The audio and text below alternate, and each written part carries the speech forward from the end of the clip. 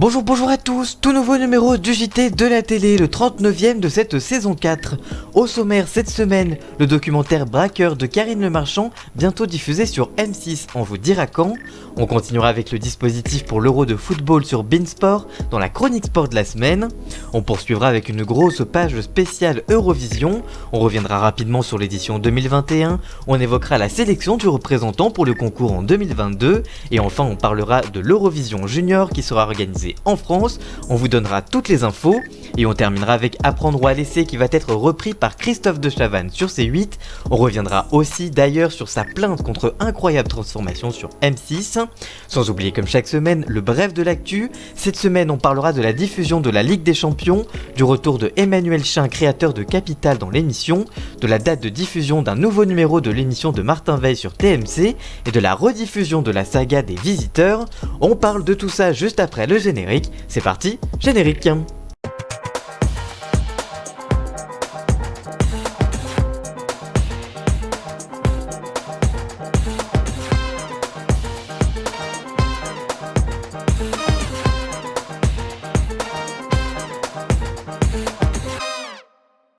Et on commence donc comme chaque semaine par le bref de l'actu.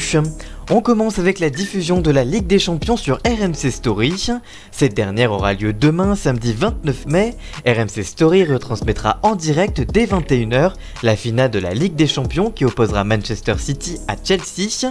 Le canal 23 de la TNT battra donc sûrement un record d'audience historique détenu par un autre match de football avec le match Arsenal-Rennes dans le cadre de la Ligue Europa en mars 2019 qui avait convaincu 1,6 million de téléspectateurs, soit 7,5% du public. Cette année, le groupe Altice prend donc la décision de conserver l'exclusivité de la finale, contrairement à l'année dernière où il avait décidé de partager les droits de la finale avec TF1. À titre indicatif, le 23 août 2020, la défaite du PSG face au Bayern avait rassemblé 11,4 millions de téléspectateurs sur TF1, mais afin de mieux comparer, en 2019, la finale entre Tottenham et Liverpool avait attiré 2,5 millions de footeux sur BFM TV. Le dimanche 30 mai à partir de 21h05, M6 proposera un tout nouveau numéro de Capital présenté par Julien Courbet qui s'intéressera à ces Français qui décident de créer leur entreprise. Pour cette thématique, les équipes ont suivi pendant 2 ans des Français au profil très différent, mais l'événement ce soir-là se déroulera en plateau puisque Julien Courbet recevra le premier présentateur de Capital, Emmanuel Chin. C'est lui qui en 1988 a donné le coup d'envoi du magazine économique de la chaîne avant de céder les commandes en 2003 à Guy Lagache. Depuis, Thomas Soto, Vincent-Xavier Deménage ou encore Bastien Cadéac se sont succédés à la présentation avant le titulaire actuel, Julien Courbet. On continue sur TMC et qui va diffuser le mercredi 9 juin prochain Martin Veil, le retour des sorciers. Au programme astrologie, cartomancie, tarot, magie, l'ésotérisme qui attire de plus en plus les jeunes et gagne des fidèles grâce aux réseaux sociaux. Un ésotérisme 2.0 désormais cool et assumé. Aujourd'hui, les sorciers et les sorcières s'affichent sur Instagram, TikTok et les soirées branchées. Entre psychologie et coach de vie et s'adressent à une jeunesse en perte de repères et comblent leurs besoins de se reconnecter à la nature, de réenchanter le monde ou tout simplement de se faire du bien, explique le communiqué de presse. Martin Veil et ses équipes ont donc rencontré de nouveaux sorciers et ces nouvelles sorcières pour prendre connaissance de ce nouveau phénomène. Et on reste sur TMC pour cette dernière news de ce bref de l'actu avec la rediffusion de la saga des Visiteurs sur la chaîne. En effet, la chaîne proposera les 3 films sur tout le mois de juin. Ainsi, le premier du nom avec Jean Reno, Valérie Lemercier et Christian Clavier sera proposé le jeudi 3 juin à partir de 21h15. Le second film intitulé Les Visiteurs 2, Les couloirs du temps avec Muriel Robin sera proposé la semaine suivante, le jeudi 10 juin prochain. Enfin, le dernier volet intitulé Les Visiteurs 3, La Révolution sera proposé aux téléspectateurs de la 10 le jeudi 17 juin, toujours en prime time à 17h15 ou en tout cas après quotidien évidemment. Voilà donc pour le bref de l'actu et on passe maintenant à nos gros sujets de la semaine. Et on commence avec le doc Braqueur de Karine Le Marchand qui arrive bientôt sur M6.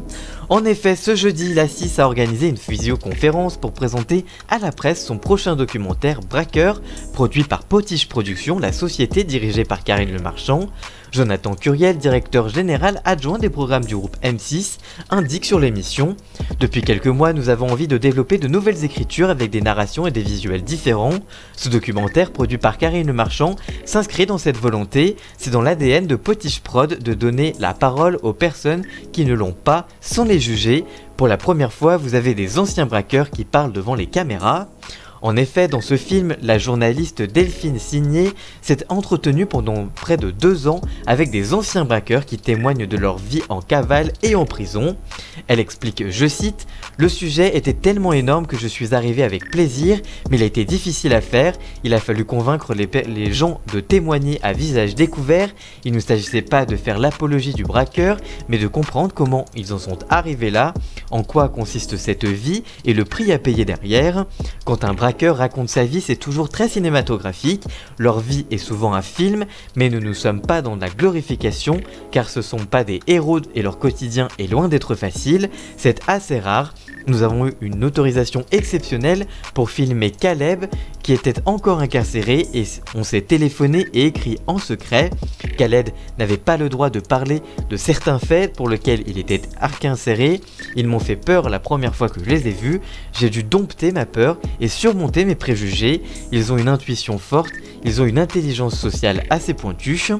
De son côté, Karine Lemarchand explique, je cite, « On a sélectionné des braqueurs qui avaient des parts de rédemption. On a reçu certains qui n'avaient aucun recul sur leurs victimes. Nous ne les avons pas retenus. Certains témoins n'ont pas pu rester dans le film car ils sont retombés pour braquage. » Et le documentaire Braquage, produit par Karine Lemarchand, sera diffusé le dimanche 13 juin à partir de 23h20 sur M6.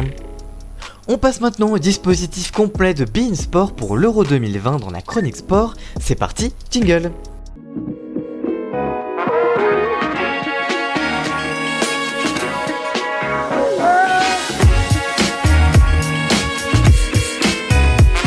Comme vous le savez sûrement, du 11 juin au 11 juillet 2021 se tiendra la nouvelle édition de l'Euro de football dont la finale se jouera au stade emblématique de Wembley à Londres.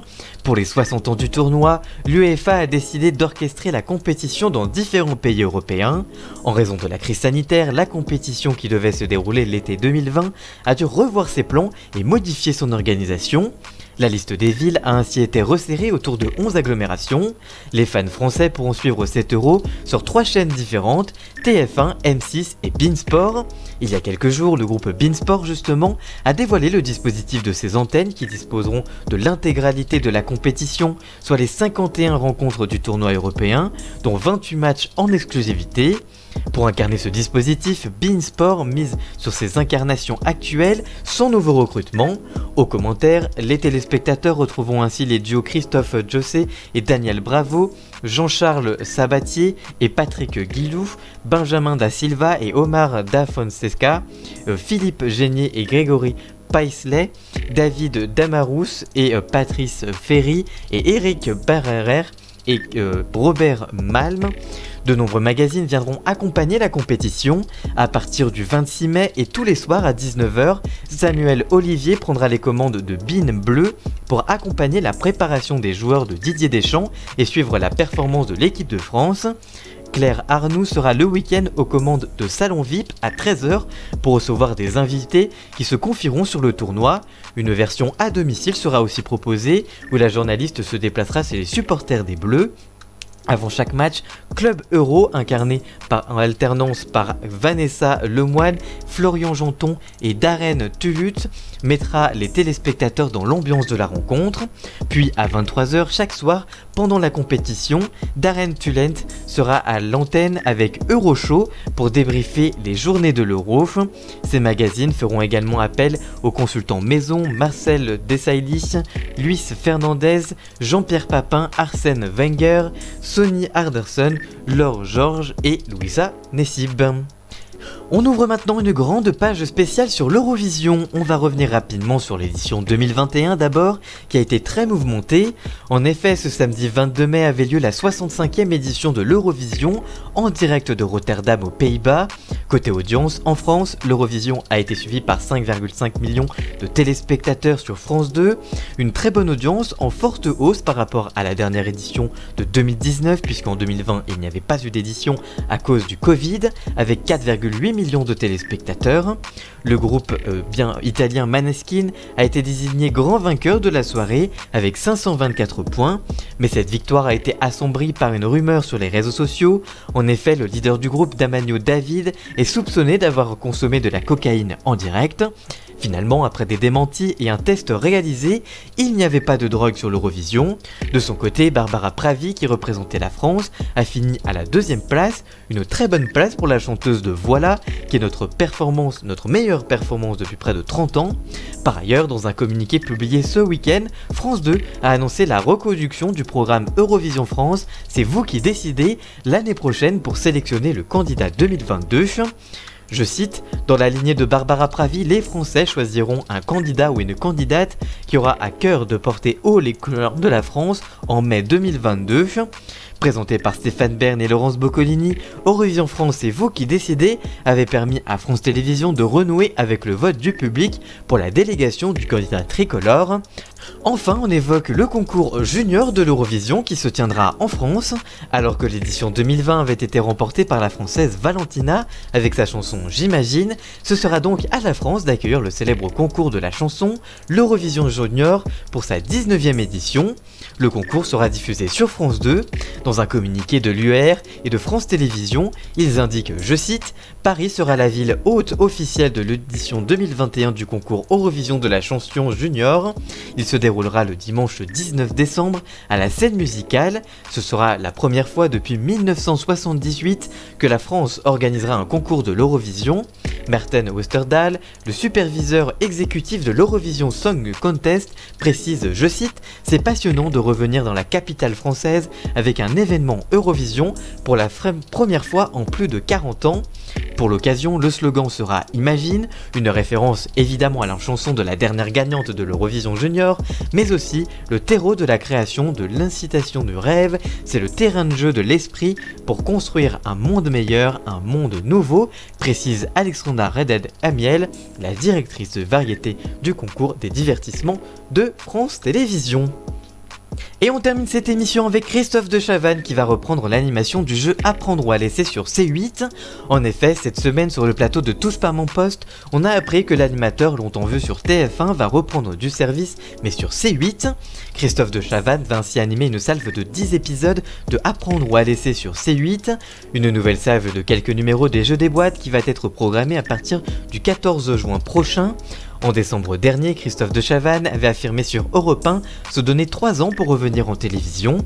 Je cite, je ne veux pas faire de mirabilisme, mais je me donne 3 ans, j'ai encore 3 ans où je ne baisse pas les bras, je vais me battre, je vais encore continuer à être une force de proposition.